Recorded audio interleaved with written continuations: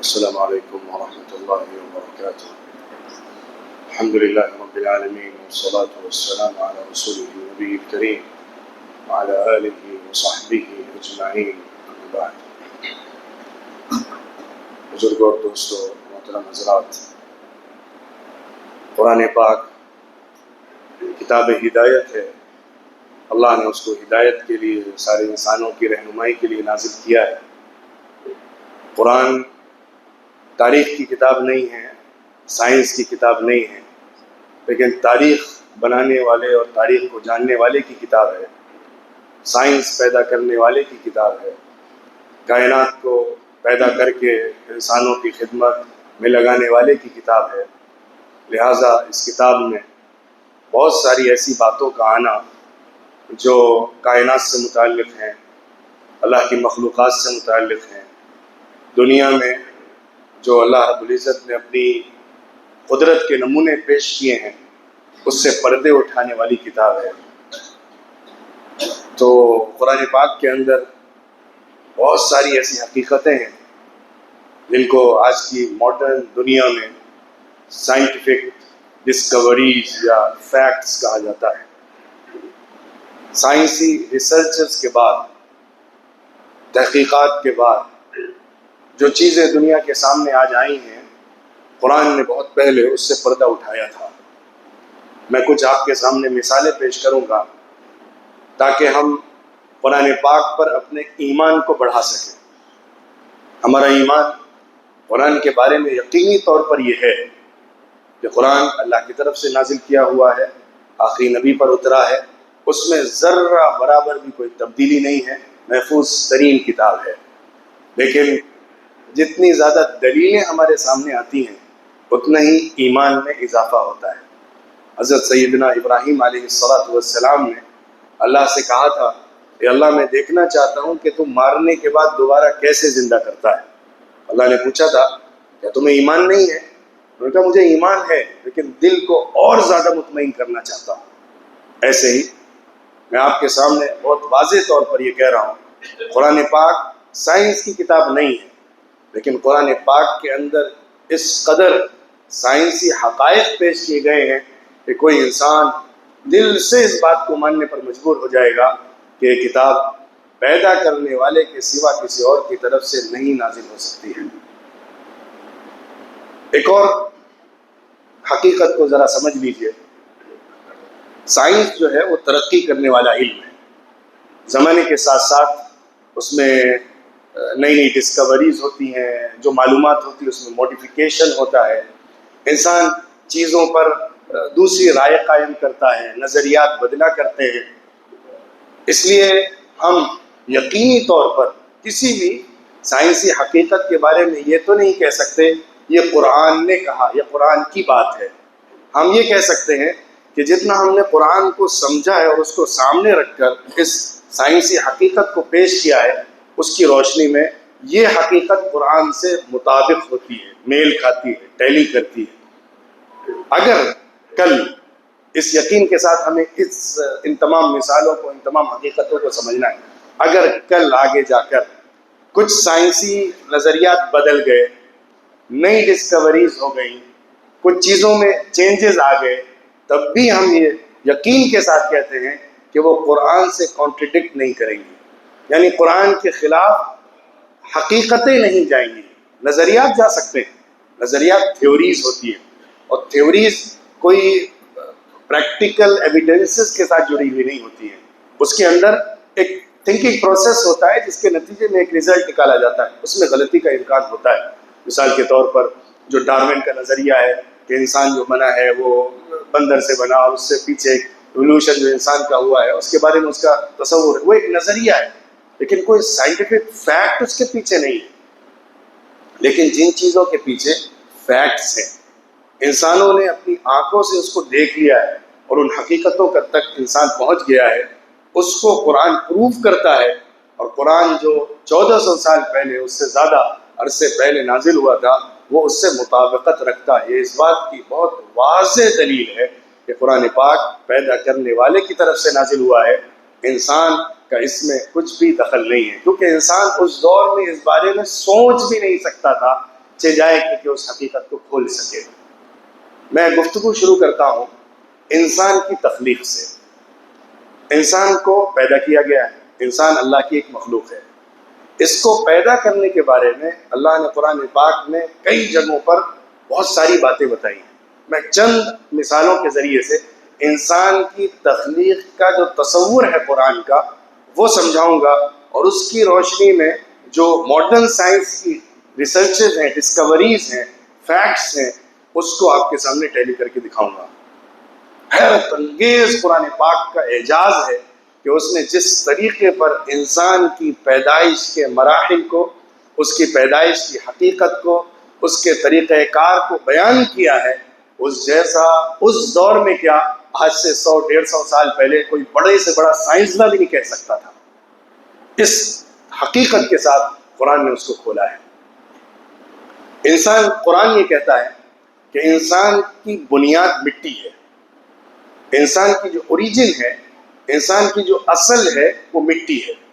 اور یہ بات بالکل سائنٹیفکلی پروف ہے کہ انسان کا جسم جو بنا ہے، اس کی جو جینیٹک آغاز ہے وہ مٹی کے مادے سے ہوا ہے۔ اس کے بعد انسان کی تخلیق کے مراحل ہیں۔ انسان کو پیدا کیا اللہ رب العزت نے مرد اور عورت کے تعلق کے ذریعے، جو عام طور پہ ہم جانتے ہیں، پوری انسانی تاریخ ہر دور میں جانتی تھی، کیونکہ اسی تعلق سے ہی بچے پیدا ہوا کرتے تھے۔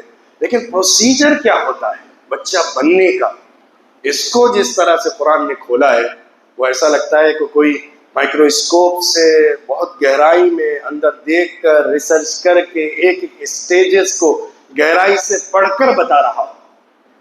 خالق بتا رہا تھا۔ قرآن میں کئی جگہوں پر آیا ہے، اللہ نے فرمایا کہ ہم نے انسان کو نطفے سے پیدا کیا۔ ظاہری طور پر جو انسان کی نسل چلی ہے اس کا بیس نطفہ ہے۔ نطفہ کہتے ہیں جو ملا ہوا لکوڈ مادہ ہوتا ہے مرد اور عورت کا، اسپرم اور ایگ کا جو ملاپ ہوتا ہے اس کو نطفہ کہتے ہیں۔ اسپرم کو منی کہتے ہیں۔ اللہ رب العزت نے قرآن پاک میں انسان کے بننے کے لیے سب سے پہلے نطفے کو بیس بنایا ہے۔ وہ نطفہ، وہ اسپرم جو فرٹیلائز ہوتا ہے ایگ کے ساتھ، جو ایگ فرٹیلائزڈ ہوتا ہے نطفے منی کے ساتھ، وہ بیس بنتا ہے۔ اسٹارٹنگ وہاں سے ہوتی ہے۔ اللہ فرماتا ہے ثم جعلناہ نطفۃ فی قرار مکین۔ سب سے پہلے یہ جو فرٹیلائز نطفہ ہوتا ہے وہ اپنی جگہ پر جو اللہ نے اس کے لیے ماں کے پیٹ میں ووم کے اندر، مدرس کی ووم کے اندر طے کیا ہے، وہاں جا کر ٹھہرتا ہے، جس کو کہتے ہیں کہ ایگ فرٹیلائز ہوا۔ فرٹیلائز کا مرحلہ سب سے پہلا ہوتا ہے۔ اس مرحلے کے بعد اس کو قرار میں جانا ہوتا ہے، یعنی جو ووم ہے اس کی اوپر کی لیئر میں، اس کے داخلے کی جگہ پہ، اس کے ڈور کی جگہ پہ جہاں سے اس کو اندر جانا ہے وہ جا کر چپک جاتا ہے۔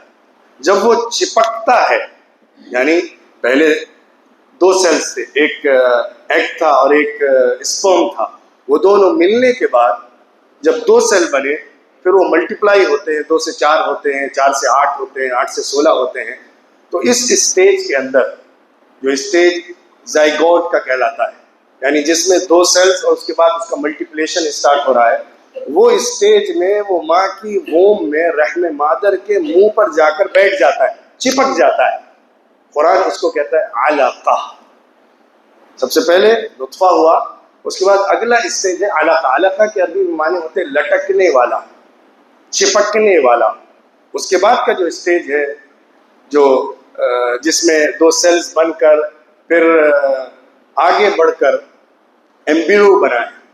جب ایمبریو ہوا ہے وہ، تو وہ پھر ایک لٹکی ہوئی شکل ہے جو ماں کی رحم مادر سے چپک جاتی ہے، علقہ، لٹکنے والی، جس کے نتیجے میں پھر جو لاکھوں اسپرمز جاتے ہیں وہ اپنی جگہ نہیں پا پاتے ہیں اس کے اندر جانے کے لیے۔ ایک اسپرم ہوتا ہے لاکھوں میں سے جس کی تخلیق کا فیصلہ اللہ کی طرف سے ہوتا ہے، وہ فرٹیلائز ہوتا ہے ایگ کے ساتھ، پھر وہ ایک جگہ ٹھہرتا ہے اور جا کر رحم مادر کے منہ سے چپک جاتا ہے۔ یہ علقہ کے اسٹیج پر آ گیا ہے، ایمبریو بن گیا ہے۔ اس کے بعد پھر وہ رحم مادر کے اندر جاتا ہے۔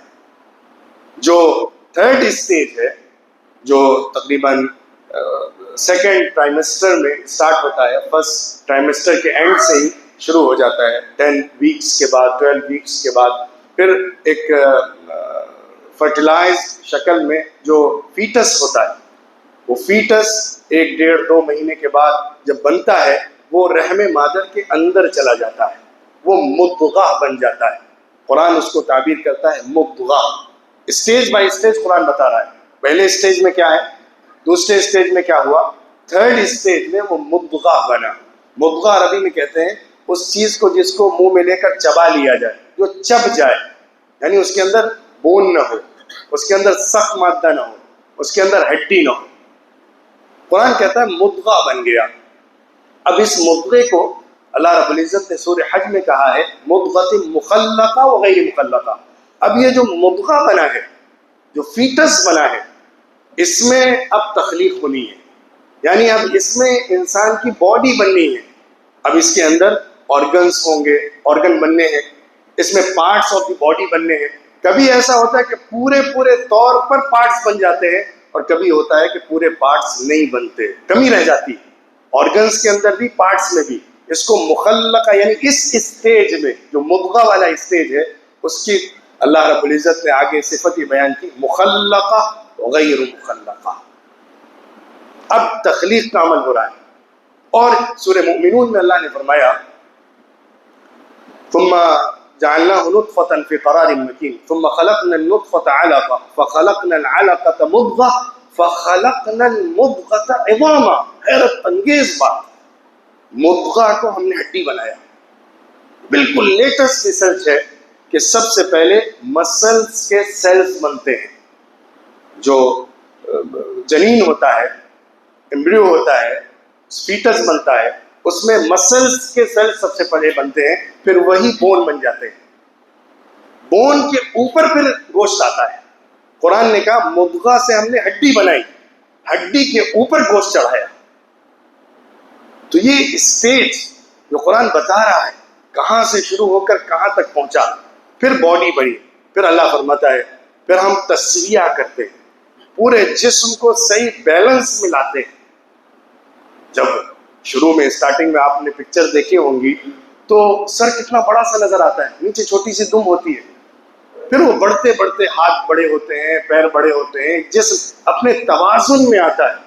تسویہ کا عمل اللہ رب العزت کرتا ہے۔ اسٹیج بائی اسٹیج اس طریقے پر انسان کی تخلیق کی حقیقت کو قرآن نے جو کھولا ہے وہ آج کی ماڈرن دنیا کے لوگوں کو حیرت میں ڈال دیتا ہے۔ مجھے یاد آ رہا ہے ایک بہت بڑا ایمبریولوجسٹ ہے کینیڈا کا، کیتھل مولکی کر کے، اس کی ٹیکسٹ بکس ایمبریولوجی کے اندر یونیورسٹیز میں، کالجز میں چلتی ہیں۔ اس نے اس بات کو لکھا ہے قرآن پاک نے جس طریقے پر اسٹیج بائی اسٹیج اور بالکل پرٹیکولرلی اس اسٹیج میں جو کچھ ہوتا ہے اس کو سامنے رکھ کر جو ٹرمینالوجی استعمال کی ہے اور جس طریقے پر اس کو ڈسکرائب کیا ہے وہ انتہائی حیرت انگیز ہے۔ انسان سمجھ ہی نہیں سکتا اس کو، انسان کا دماغ اس گہرائی تک جا ہی نہیں سکتا۔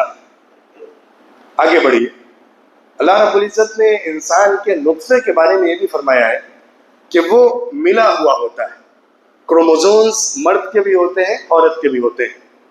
هل أتى على الإنسان حين من الدهر لم يكن شيئا مذكورا إنا خلقنا الإنسان من نطفة أمشاج۔ ہم نے انسان کو پیدا کیا ملے ہوئے نطفے سے، جس میں 50% مرد کا میل کا کروموزوم ہے اور 50% فیمیل کا کروموزوم ہے۔ ان دونوں کے ملنے سے جو جینیٹک چیزیں آتی ہیں، بلڈ گروپ اور کیا کیا سب جو جینیٹکس کے اندر ہے، وہ اس بچے کے اندر چلا جاتا ہے ماں باپ کی طرف سے۔ پھر اس کے بعد اللہ کہتا ہے نبتلی، ہم اسے آزماتے ہیں، یعنی دنیا کے امتحان میں ڈالتے ہیں۔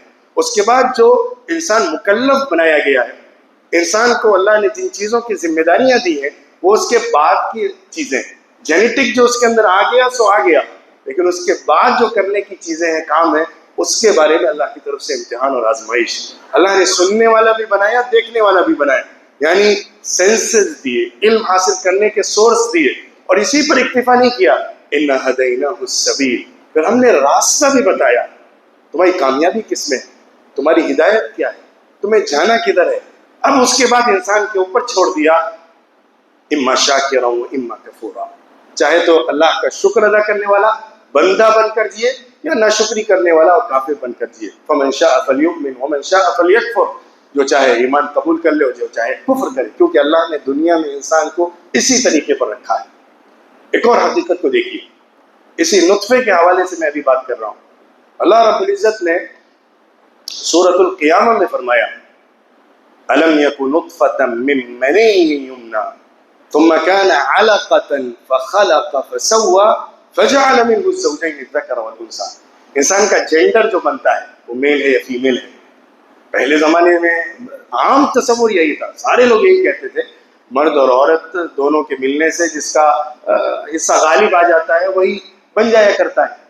لیکن قرآن نے ایک عجیب و غریب بات کہی ہے. پہلے کے زمانے میں ظاہر سی بات ہے اس پر علم بھی نہیں تھا تو مفسرین نے اس کو لکھا بھی نہیں ہے, لیکن بعد میں جب لوگوں نے اس پر ریسرچ کیا تو اس کو اس طریقے پر سمجھا. اللہ فرماتا ہے کہ انسان نہیں غور کرتا کہ وہ نطفہ تھا, یعنی فرٹیلائزڈ ایگ, جو منی سے بنا تھا, اسپرم سے بنا تھا, جس کو ڈالا جاتا ہے, ڈراپ کیا جاتا ہے, پھر اس کے بعد وہ علقہ بنا, یعنی وہ ایمبریو بنا. فخلق, ایمبریو بننے کے بعد اللہ نے تخلیق کی, یعنی اس کو مضغہ بنایا, شیپ دیا, تسویہ کیا, اس کو مکمل ایک جسم کے اندر parts of the body, organs, اندر کے آرگنز, باہر کے پارٹس, ان سب کو برابر شکل میں ایک بیلنس کے ساتھ بنا دیا. اللہ فرماتا ہے فجعل منه الزوجین الذکر والانثى, پھر اس کے بعد اس نے اس سے, ہو کی ضمیر جو ہے وہ منی کی طرف لوٹ رہی, اسپرم کی طرف, کیونکہ اس سے پہلے جتنے ورڈ آئے ہیں وہ مؤنث کے ہیں, فیمینائن ہیں. اگر کسی اور کی طرف, علقہ کی طرف لوٹنا ہوتی, نطفہ کی طرف لوٹنا ہوتی تو منہا آتا, منہو آیا, اس کا مطلب وہ لوٹ رہی ہے منی کی طرف, اسپرم کی طرف. اور ماڈرن سائنس بتاتی ہے کہ انسان کا جو جینڈر بنتا ہے وہ صرف اسپرم سے طے ہوتا ہے, ایکس سے نہیں طے ہوتا. ایک تو ایکس کروموزوم ہے, وائی کروموزوم اور ایکس کروموزوم دونوں اسپرم کے اندر ہوتے ہیں.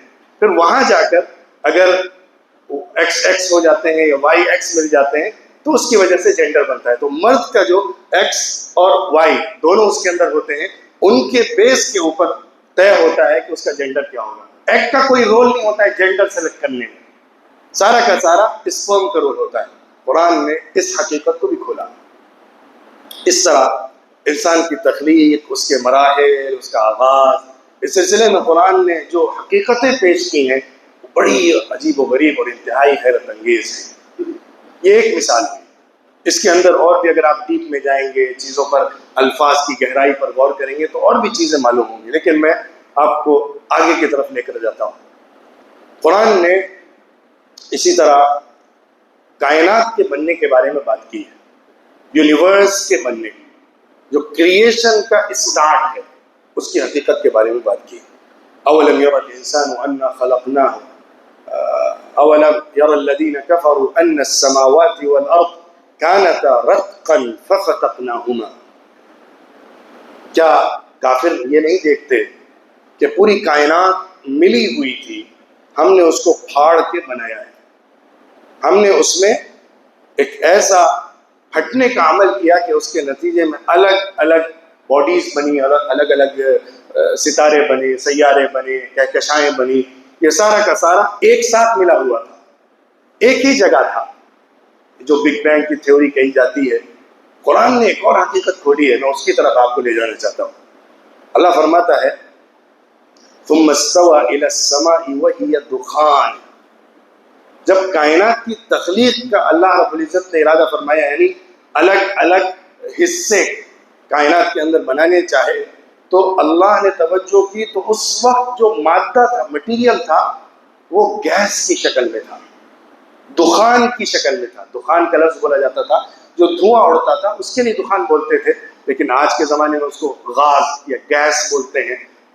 تو جو مادہ تھا جس کے ایکسپلوژن سے ساری کائنات بنی ہے, وہ گیس کی شکل میں تھا. اس کو بھی قرآن نے کہا گیس کے فارم میں تھا, اور وہ جو گیسز تھیں وہ بکھری ہوئی تھیں لیکن منظم شکل میں تھیں. پھر اس میں ایکسپلوژنس ہوئے, ان ایکسپلوژنس کی وجہ سے الگ الگ کہکشائیں بنتی چلی گئیں، پھر ان کہکشاؤں کے اندر سے الگ الگ سولار سسٹم کے مطابق ایک چین بنتی چلی گئی۔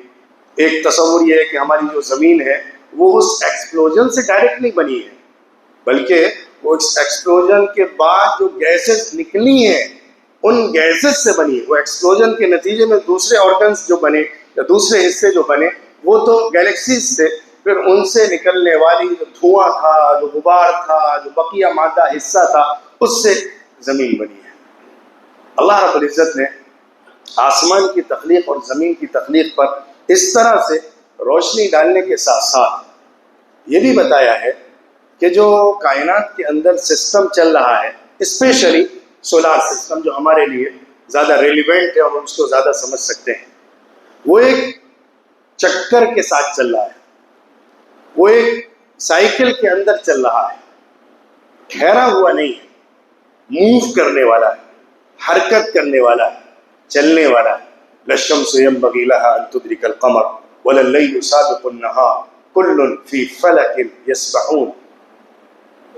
سورج چاند کو نہیں پکڑتا، چاند سورج کو نہیں پکڑتا، سب اپنے آربٹ میں اور اپنے سائیکل کے اندر گھوم رہے ہیں۔ ہر ایک کا اللہ نے ایک سائیکل بنایا ہوا، اس میں وہ گھوم رہا ہے۔ اچھا، زمین کے بارے میں اللہ نے یہ بھی فرمایا يُكَوِّرُ اللَّيْلَ عَلَى النَّهَارِ وَيُكَوِّرُ النَّهَارَ عَلَى اللَّيْلِ۔ اللہ رات کو دن پر لپیٹ دیتا ہے اور دن کو رات پر لپیٹ دیتا ہے۔ اور سورہ یاسین میں فرمایا نَسْلَخُ مِنْهُ النَّهَارَ، رات کے اوپر سے ہم دن کو کھینچتے ہیں، اتارتے ہیں، جیسے چادر یا کھال اتاری جاتی ہے، یعنی زمین رول ہو رہی ہے۔ تکویر کے معنی ہوتے ہیں رول ہونے کے۔ یکور، اللہ رات کو رول کر رہا ہے، مطلب جب کوئی چیز اپنی ہی جگہ گھوم رہی ہوتی ہے تب اس کے اندر پھر رات اور دن کے چینجز آ رہے ہوتے ہیں۔ یہ قرآن حقیقت کھول رہا ہے کہ وہ اپنی جگہ جب موو کر رہی ہے، اپنی جگہ پر جس طرح وہ گھوم رہی ہے، اس کی وجہ سے رات اور دن کا سائیکل چل رہا ہے۔ اور کیسے ہوتا ہے وہ؟ جیسے ایک چادر اتاری جاتی ہے، یعنی جب کوئی کھال یا چادر اتاری جائے تو اوپر سے لے کر نیچے کی طرف کھینچی جاتی ہے اس طرح۔ تو اللہ فرماتا ہے اسی طرح رات اور دن کھینچتے ہیں، یعنی ایک دم سے رات آ جانا، ایک دم سے دن آنا نہیں ہوتا، بلکہ وہ پوری ارتھ کے اوپر اسٹیج بائی اسٹیج گھوم گھوم کے آتی ہے، یعنی وہ موو ہو رہی ہے، جس کی وجہ سے وہ اپنی جگہ پر الگ الگ حالتیں لاتی رہتی ہے، کبھی دن آتا ہے، کبھی رات آتی ہے۔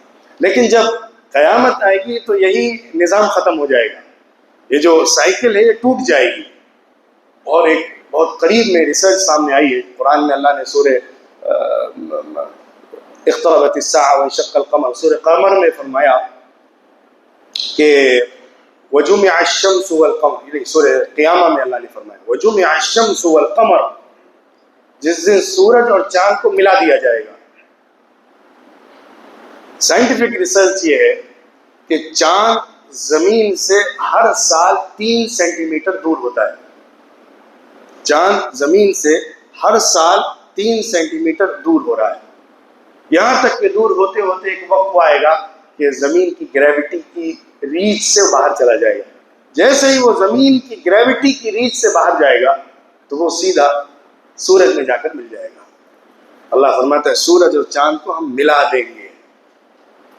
اور سورج کے بارے میں اللہ نے فرمایا کہ وہ سراج وہاج ہے، ایک بھڑکتا ہوا چراغ۔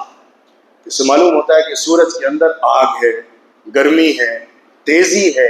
یہ لفظ بتا رہا ہے قرآن کا، جو قرآن نے استعمال کیا ہے سورج کے لیے۔ لیکن چاند کے لیے اللہ نے نور کا لفظ استعمال کیا، ٹھنڈی روشنی، اس کے اندر گرمی نہیں ہے۔ چاند کے لیے اللہ نے اس کے اندر گرمی ہونے کی بات نہیں کہی، لیکن سورج کے لیے جو لفظ استعمال کیا اسے معلوم ہوتا ہے کہ اس کے اندر گرمی ہے۔ اور اللہ رب العزت نے اسی کائنات کے بارے میں جو آسمان اور کہکشاؤں کو بنایا ہوا ہے اس کے بارے میں فرمایا وَالسَّمَاءَ بَنَيْنَاهَا بِأَيْدٍ وَإِنَّا لَمُوسِعُونَ، ہم نے آسمان کو بنایا اور ہم اسے کشادہ کرتے جا رہے ہیں۔ یہ جو سرفیس ہے گیلیکسیز کے درمیان کی دوری ہے وہ جدید سائنس یہ بتاتی ہے کہ ایک دوسرے کے ساتھ دور ہوتی جا رہی ہے، یعنی اس میں ایکسپینشن کا کام ہو رہا ہے کائنات کے اندر، یونیورس کے اندر۔ لیکن قرآن اسی کے ساتھ یہ بھی کہتا ہے اولم يروا انا نأتي الارض ننقصها من اطرافها. کیا یہ لوگ غور نہیں کرتے کہ ہم زمین کی طرف آتے ہیں اور زمین کو اس کے کناروں سے چھوٹا کر رہے ہیں. زمین چھوٹی ہو رہی ہے، کائنات وسیع ہو رہی ہے. زمین کے چھوٹے ہونے کے ماڈرن سائنس کے اعتبار سے دو مطلب ہیں. ایک مطلب یہ ہے کہ نارتھ پول اور ساؤتھ پول میں جو گلیشیئرس ہیں، جو بڑے بڑے برف کے تودے ہیں، وہ پگھل رہے ہیں، جس کی وجہ سے خشکی والا حصہ زمین کا کم ہو رہا ہے. زمین کے اندر کی خشکی کم ہو رہی ہے اور تری اور سمندر والا حصہ زیادہ بڑھ رہا ہے.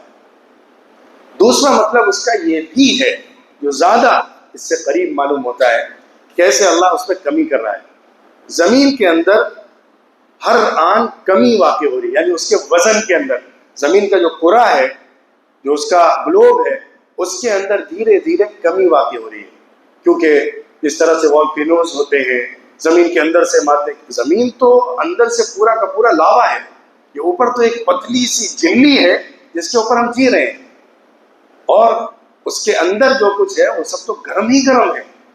اس کے اندر سے جو مادے باہر نکلتے ہیں اور والکینوز کے ذریعے سے باہر آتے ہیں، پھر اس میں گرمی پھیلتی ہے، گیسز نکل کے اوپر جاتی ہیں، تو اس کے نتیجے میں زمین کے اندر جو اس کا وزن ہے اس میں کمی واقع ہو رہی ہے. جس طرح سے سورج چھوٹا ہو رہا ہے، سورج کے اندر بھی کمی واقع ہو رہی ہے. ایک ریسرچ کے مطابق تقریباً ہر سیکنڈ سورج کے 15 ملین ٹن اس کی وزن میں کمی آتی ہے ہر سیکنڈ پر. کیونکہ جو پروسیجر ہے ایکسپلوژن کا کہ جس میں ہائیڈروجن ہیلیم گیس میں چینج ہوتی ہے، جو نیوکلیئر ایک زبردست ایکسپلوژر سورج کے اندر ہو رہا ہوتا ہے، تو اس کے نتیجے میں اس کی وزن میں کمی واقع ہوتی ہے. ایسے ہی زمین کے اندر بھی، کیونکہ زمین بھی گرم مادے اور لاوے سے بنا ہوا ہے، اس کے اندر بھی جتنا زیادہ بھڑکتا ہے وہ لاوا اور پھوٹتا ہے اور نکلتا ہے، تو اس کے نتیجے میں ایسا واقع ہوتا رہتا ہے. اللہ رب العزت نے بارش کے حوالے سے بھی کچھ باتیں ارشاد فرمائی. اللہ فرماتا ہے کہ الم تر ان اللہ یزجی سحابا ثم یؤلف بینہ ثم یجعله رکاما فتر الودق یخرج من خلاله. کیا تم دیکھتے نہیں ہو، غور نہیں کرتے کہ اللہ بادلوں کو اٹھاتا ہے، نیچے سے اڑاتا ہے، بادل آتے ہیں، پھر ان کو ایک دوسرے کے ساتھ جمع کرتا ہے، جمع کرنے کے بعد تہ بتہ ان کو کھڑا کر دیتا ہے، پھر اس کے بعد وہ پہاڑ کی طرح ہو جاتے ہیں اور اس میں سے پانی گرتا ہے، اس میں سے اولے گرتے ہیں، برف برستی ہے. یہ جو پروسیجر ہے کہ زمین سے بھاپ کی شکل میں اوپر جانا، پھر اس کے بعد وہ ایک جگہ گیدر ہونا، پھر تہ بتہ بادلوں کا ہو جانا، پھر اس کے بعد پہاڑ کی شکل میں آ جانا. اتنا زیادہ جیسے زمین میں پہاڑ ہوتے ہیں، اسی طرح آسمان کے اوپر بادل ہوتے ہیں پہاڑ کی شکل میں. اس کے درمیان سے اللہ رب العزت بارش برساتا ہے. جب اس کے اندر الیکٹریسٹی ہوتی ہے، ٹکراتے ہیں بادل، تو وہ ایک لمبا پروسیجر ہے، آپ سب جانتے ہیں، تو اس کے نتیجے میں بارش گرتی ہے. لیکن غور کرنے کی بات یہ ہے کہ بادل پھٹ کے ایک ساتھ نہیں گرتی. بارش جس شکل میں نازل ہوتی ہے، جس طرح وہ بوند میں زمین پر گرتی ہے، وہ انسان کے استعمال کے قابل ہوتی ہے، زمین میں اسٹور ہونے کے قابل ہوتی ہے. اس حقیقت کو بھی اللہ رب العزت نے کھولا ہے. کیسے اللہ آسمان سے پانی کو اس شکل میں نازل کرتا ہے، پھر اس کو اسٹور کرتا ہے، زمین میں اسٹور کرتا ہے، پھر اس کے نتیجے میں زمین سے چیزوں کو نکالتا ہے. اسی طرح جو پیڑ پودے ہیں جن سے ہم پھل کھاتے ہیں، پھل جو بنتے ہیں، جیسے انسانوں میں فرٹیلائزیشن ہوتا ہے، ویسے ہی پھلوں کے اندر بھی ہوتا ہے. اس میں بھی میل اور فیمیل ہوتے ہیں، ان کے ملنے سے پھل بنتا ہے، ورنہ کوئی پھل نہیں بن سکتا. ایک جو پھل بنتا ہے، ایک پھول ہوتا ہے، اس پھول کے اندر دونوں کا ملنا ضروری ہے، میل حصے کا بھی، فیمیل حصے کا بھی، تبھی وہ پھل بنتا ہے. یہ جو ملتے ہیں ایک دوسرے سے، کبھی ہوتا ہے کہ ایک ہی پیڑ کے اندر میل اور فیمیل دونوں مادے ہوتے ہیں، کبھی ایسا ہوتا ہے کہ ایک پیڑ، کچھ پھل ایسے ہوتے ہیں کہ ان کا ایک پیڑ میل ہوتا ہے، ایک پیڑ فیمیل ہوتا ہے، ان دونوں کو کے درمیان جب ملاپ ہوتا ہے تب جا کے پھل بنتے ہیں، اور اس کا سب سے بڑا ذریعہ یعنی ملانے کا میل اور فیمیل مادوں کو، ایلیمنٹس کو، وہ ہوا ہے۔ قرآن میں اللہ نے فرمایا سورہ حج میں وَأَرْسَلْنَا الرِّيَاحَ لَوَاقِحَ، ہم نے ہواؤں کو بھیجا جو تلقیح کراتی ہیں، تلقیح والے مادوں کو لیے ہوئے ہوتی ہیں، اٹھائے ہوئے ہوتی ہیں۔ تلقیح کا مطلب یہی فرٹیلائزیشن ہوتا ہے، اور جو پیڑ پودوں میں ہوتا ہے اس کو دوسرے نام سے یاد کرتے ہیں، فرٹیلائزیشن انسانوں کے لیے بولا جاتا ہے۔ تو وہ جو عمل ہوتا ہے اللہ اس کا سب سے بڑا ذریعہ ہوا ہے، اور اللہ نے ہوا کے حوالے سے فرمایا کہ وہ اس کو لے کر جاتی ہے۔ کس طرح اللہ رب العزت نے ان تمام حقیقتوں کو کھولا ہے جو ہم نے بعد میں ریسرچ کر کر کے معلوم کی ہے۔ دودھ کے بننے کے بارے میں بھی اللہ نے گفتگو کی ہے۔ اللہ فرماتا ہے کہ ہم نے دودھ کو بنایا ہے گوبر اور خون کے درمیان سے، گوبر سے نکال کر اور خون سے نکال کر دودھ بنا، اور دودھ جو بنا وہ پینے کے لائق اور اس قابل ہوا کہ انسان اس کو آسانی سے لے سکے۔ من بین فرث ودم لبنا خالصا سائغا للشاربین۔ اب جو اس کا پروسیجر آپ اس کو دیکھیے، حیرت انگیز طریقے پر انسان جو غذا لیتا ہے ڈائجسٹ کرتا ہے، انٹسٹائنس کے اندر جاتی ہیں، پھر وہاں پہ ہی پیٹ کے اندر ہی جو ویسٹ مادہ ہوتا ہے وہ الگ ہو جاتا ہے، وہ یورین کے فارم میں یا اسٹول کے فارم میں باہر جانے کے لیے آ جاتا ہے، اور اس کے اندر سے جو مٹیریلز ہوتے ہیں جو یوز ہونے والے ہوتے ہیں وہیں سے خون ایبزارب کرتا ہے۔ انٹسٹائنس سے جو خون ہے وہ ان چیزوں کو ایبزارب کر لیتا ہے، یعنی فرس کے اندر سے سب سے پہلے اسٹیج کے اندر جو دودھ بنانے والے مادے تھے وہ نکلے، جو ویسٹ بننا تھا، انسان نے جو کچھ ڈائجسٹ کیا تھا اس کے اندر ویسٹ جو بن رہا تھا، ویسٹ بننے میں جو چیز الگ ہوئی اسی سے نکل کر وہ مادے آئے، پروٹینز وغیرہ، جو خون کے اندر مل گئے اور خون کے ساتھ پورے جسم میں دوڑے۔ جیسے ہی وہ دودھ والے گلینڈز کے پاس پہنچے تو اس نے اس خون کے اندر سے خون کو نہیں لیا، اس نے صرف ان مادوں کو لیا، ان ایلیمنٹس کو لیا جس سے دودھ بنانا ہے۔ یہ ہوا سیکنڈ اسٹیج، من دمین، خون کے اندر سے سیکنڈ اسٹیج میں دودھ والا حصہ نکلا۔ پھر اس کے بعد دودھ بنا، پیور دودھ بنا، لیکن اللہ نے آگے ایک اور لفظ بولا، سائغ، ٹیسٹی بنایا، پینے کے قابل بنایا۔ جو گلینڈز ہوتے ہیں دودھ والے وہ شوگر پروڈیوس کرتے ہیں جو دودھ میں ایڈ ہوتی ہے، اس کی وجہ سے وہ دودھ پینے کے قابل ہو جاتا ہے اور اچھا ٹیسٹ والا ہو جاتا ہے۔ یہ پورا پروسیجر اللہ نے جس طریقے پر بیان کیا ہے وہ ہمارے سامنے آتا ہے۔ اسی طرح ایک اور مثال آپ لے لیجئے لوہے کی، آئرن کی۔ قرآن کی تعبیر یہ ہے کہ آئرن زمین کے اندر نہیں بنا ہے، آئرن نازل ہوا ہے۔ آئرن جو زمین کے اندر سے نکالا جاتا ہے وہ زمین کا حصہ نہیں ہے، وہ نازل ہوا ہے۔ وَأَنزَلْنَا الْحَدِيدَ، ہم نے لوہے کو نازل کیا۔ جدید ریسرچ اور سائنس یہ بتاتی ہے کہ لوہا بننے کے لیے جتنی ہیٹ چاہیے وہ زمین کے اندر کبھی نہیں رہی۔ جو لوہا بنا ہے وہ دوسرے اسٹارز میں بنا ہے، اس کے لیے تقریباً 3 لاکھ ملین ڈگری سیلسیس چاہیے۔ جب 3 لاکھ ڈگری سیلسیس تھا تب اس سے لوہا بنا تھا، اور بہت سارے ایسے کائنات میں ستارے تھے جو لوہا بن گئے تھے، آدھا لوہا بن گئے تھے، ان کے اندر کا لوہا تھا، پھر ان کے اندر جب ایکسپلوژن ہوا تو وہ لوہے کے پارٹس نکل کے باہر گئے اور وہ زمین کے اندر بھی آ کے گھسے۔ یہ ابھی نہیں ہوا ہے، جب زمین بن رہی تھی، کائنات بن رہی تھی، اسی وقت ہوا ہے، لیکن وہ حصہ اوپر سے آیا تھا جو زمین کے اندر شامل ہوا۔ اس طرح 20-50 مثالیں ہیں وہ قرآن پاک کے اندر اس حقیقت کو کھولتی ہیں کہ جس نے اس کائنات کو بنایا ہے اسی نے اپنے کلام کے ذریعے سے انسان کو ہدایت پہنچائی ہے۔ ہاں، نگاہ عبرت چاہیے، بصیرت چاہیے، دل انسان کا کھلا ہونا چاہیے، تب جا کر وہ اس سے نصیحت حاصل کرتا ہے اور صحیح بات اس سے لیتا ہے۔ میں انہی چند مثالوں پر اکتفا کرتا ہوں، اس بات پر اپنی گفتگو ختم کرتا ہوں کہ ہمیں قرآن پاک کا مطالعہ کرنا ہے ہدایت کے طور پر، اللہ کے پیغام اور شریعت کے طور پر، لیکن اللہ رب العزت نے اس قرآن پاک میں جو باتیں ہمیں بتائی ہیں، جو حقیقتیں کھولی ہیں، جو ریالٹیز ہم زمانے کے ساتھ ساتھ نئی لا رہے ہیں، اللہ رب العزت کے کلام حق ہونے کی یہ دلیلیں ہیں، کیونکہ قرآن میں اللہ نے فرمایا تھا سنریہم آیاتنا فی الآفاق وفی انفسہم حتی یتبین لہم انہ الحق۔ ہم کائنات کے اندر اور خود انسان کی ذات کے اندر ایسی چیزیں دکھائیں گے، آگے ابھی نہیں بتا ہے، آگے ہم کھولیں گے تاکہ معلوم ہو جائے لوگوں کو کہ قرآن حق ہے، اللہ کی طرف سے آیا ہے۔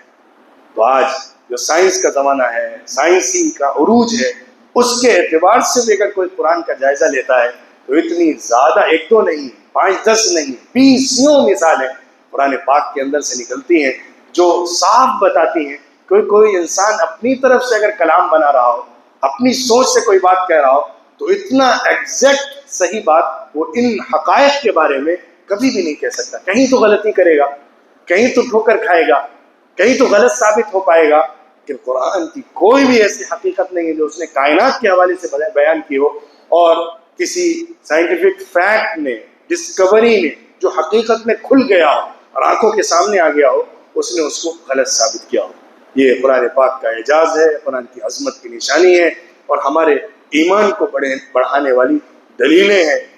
لیکن اس کے لیے پہلے نمبر پر انسان ایمان والا ہونا چاہیے، تبھی ان حقیقتوں کو قبول کرتا ہے، ورنہ انسان ان چیزوں سے سرسری گزر جاتا ہے اور ان کو عبرت کے لیے نہیں لیتا ہے۔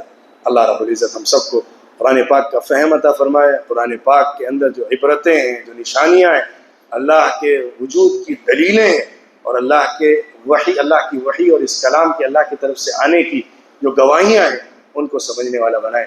وآخر دعوانا ان الحمد للہ رب العالمین۔